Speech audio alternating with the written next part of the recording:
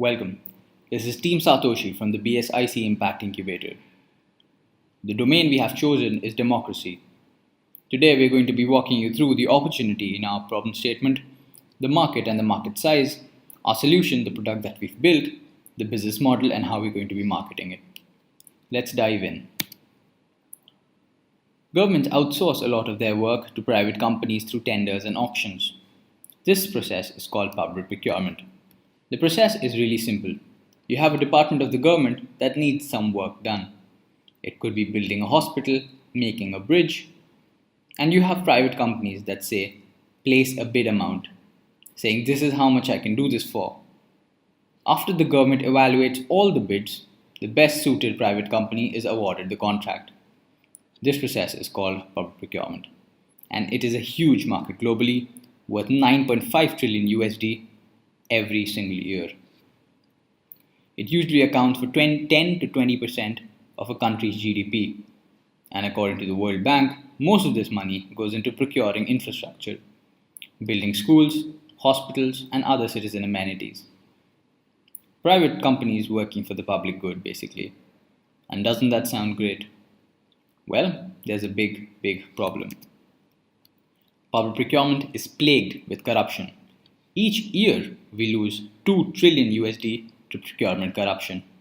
OECD says 60% of all foreign bribes are made to procurement officials. This means that procurement is the leading contributor to corruption in the global market.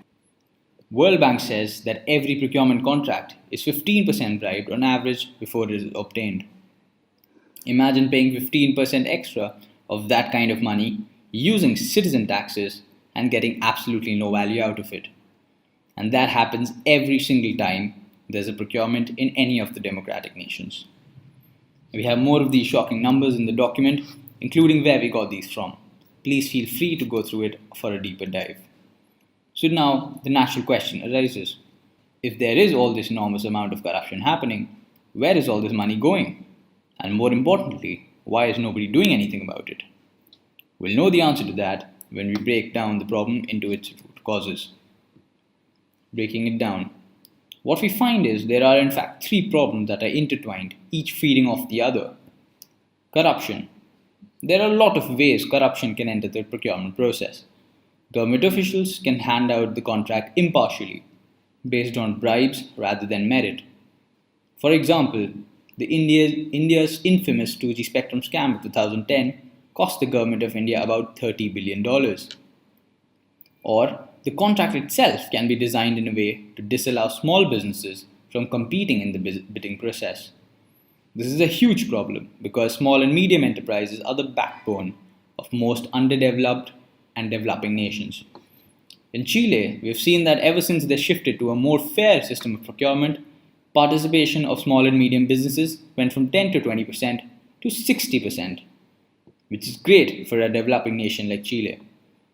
So we have seen how a corruption-free system can benefit disadvantaged people.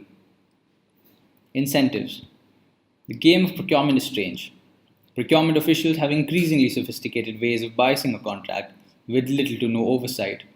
With rampant corruption, the process devolves into a kleptocracy and nobody has the incentive to fix it.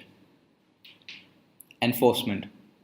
Government procurement is heavily regulated, but the enforcement of this regulation takes years in courts and costs the state a lot of money. Wasting either is not in the interest of the citizens. Furthermore, the presence of organized crime in the sector further dilutes the powers of the officials who do want to punish the bad guys. What we need is an independent, automatic penalty mechanism which can be enforced without corrupt human supervision. The good news is we can do that. Corruption. We can decentralize decision making in the bid evaluation process with a consortium network. We have done exactly that with our product using a consensus mechanism, very similar to the Casper FFG used by the Ethereum proof of stake network. Incentives. Blockchain-based reputation systems realign incentives. We have implemented a blockchain-based reputation that realigns incentives and is both fair and inclusive. Enforcement.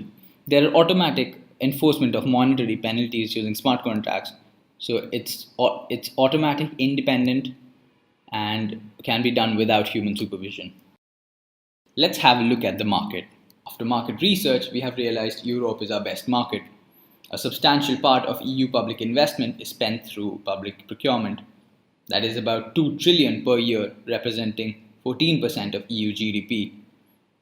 And high quality public services depend on modern, well managed, and efficient procurement. Improving public procurement can yield big savings. The EU believes that even a 1% efficiency gain could save 20 billion per year. The public sector can also use public procurement to boost jobs, growth, and investment, and to create an economy that is both innovative, resourceful, and energy efficient and socially inclusive. We chose the European Union because it has shown a need for solutions. In 2014, it came out with directives that ensured that all the member countries have an online procurement portal. It also has the right partners. Consensus has set up a blockchain observatory project in collaboration with the EU, and the director of the EC is really enthusiastic about blockchain technology solutions for its problems. And procurement is one of their biggest ones. And now is the right time because we've seen how trust in the economy of the Eurozone has dwindled after the Greece and Brexit crisis.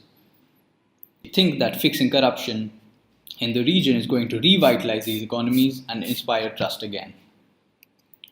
Let's have a look at the market size. Right now, 2 trillion euros is the total volume of public procurement done annually in the EU region. 200 billion euros of that is lost to corruption. With our system in place, we can see by 2020 that amount of public procurement going up, and the cost and the amount lost to corruption coming down. These are the numbers as we have estimated from the EC and OECD data reports that have come across the decade, and we are quite confident in these numbers. We actually go into how we derive these in the document, and we do hope that you'll give it a read. Alright, let's actually go into our solution and see what the product actually does. We are already live on the Ethereum Robinson testnet, so you can go and check out our network and see a demo yourself. I'm not going to be talking about this a lot because we'll have a separate video that's going to run you through the entire product one by one. Let's just mention the 4 major components in the system. The first thing we're going to be doing is we are going to be tracking contract bids through the blockchain so that the auditors can actually go back and see that the data is intamperable and absolutely safe. We are doing bid evaluation using consensus so that there is no impartial decision making in the process, and it's fair and equal and inclusive. We have a fair reputation system on the blockchain that is designed in a way to include small and medium enterprises into the system and create a fair ground for both compliance and participation in the network. We have increased citizen engagement because we are going to be deploying these nodes, the blockchain nodes, in publicly accessible locations where government watchdogs and citizens can engage with the system and see what the government is up to. So let's have a deeper look into the infrastructure that we have. If you look towards the left, we'll see that the government and the citizens are going to be coming up with the tender process and the proposed tenders. They're going to go to the evaluators and the consensus, and once we create a smart contract with all the protocols in place, the bidders can then interact with the smart contract and given their bidding. After that, there's going to be voting that is based on the consensus mechanism. Once the voting is complete, the winning project is going to be converted into a smart contract again, and this one is going to be part of the reputation system. This is where the reputation system is actually going to come in and going to check for compliance and the reputation of the bidders. So this is a very short overview of the entire project. We have other team members who are going to be going into much greater detail. So let's have a look at the business model. Our business model canvas details everything that we are doing to solve corruption in democratic governments. Our key partners are going to be Consensus, PPOL, SEPA, and other people involved in and around the e-procurement infrastructure in the EU. They're going to basically help us scale quickly and rapidly grow our value proposition to a lot of users as soon as possible. Our key propositions are basically, as we listed out in the product earlier, eliminating bid rigging, automated bid evaluation, post-bid monitoring using our reputation system compliance strategy, and saving months of time with faster procurement. Our customer segments are procurement specialists, auditors, and policymakers. And even though they are really broad centers in the procurement space, they are really specified jobs when it comes to the on-ground realities, at least in the people that we've talked to from the space. The revenue streams will be three. There'll be licensing our product, which we think will be amounting to 70 to 80% of our revenue stream income. The customer support retainers will probably account for another 20%. And the consulting will probably result to about 10% of our revenue stream. These are all based on OECD and EC reports over the last decade. Now let's have a look at our revenue model. So like I said, customers can license our product, they can pay a retainer fee for technical support, and we have specialized offering on our platform for each customer segment, as you'll see in the following video. The impact projection that we see for at least the first year of our functioning is as follows. If the pilot will probably save at least 10 million euros. That is insignificant compared to the pan-EU scale, but we can see there's a small blip in the beginning. So we have talked about which pilot countries we should go to and which are the first customers we should be looking at in the document. And as we scale to 15 in pan-EU 28 countries, and as we scale, we'll quickly see that our SROI increases very rapidly.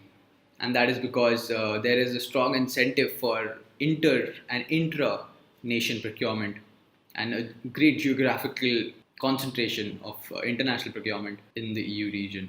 And that is one of the main reasons we chose EU as our first market. So with these, you now have a complete overview of our solution, and we do encourage you to dive deeper into reading our doc and seeing the follow-up video. Thank you for your time.